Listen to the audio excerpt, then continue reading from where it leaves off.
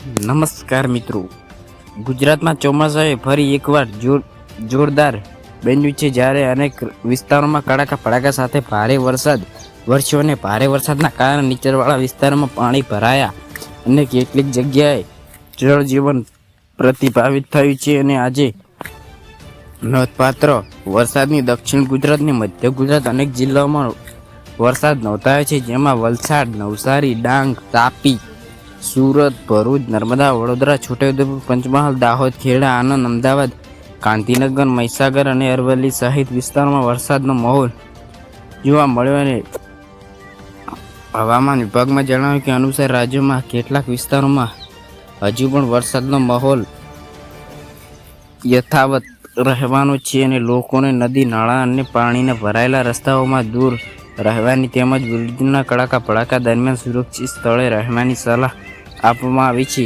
જો તમે ગુજરાત હવામાન અને વરસાદના આવા જ વિડીયા જોવા માટે અમારી ચેનલને લાઇક, શેર અને સબસ્ક્રાઈબ કરો. જય હિન્દ, જય ગુજરાત.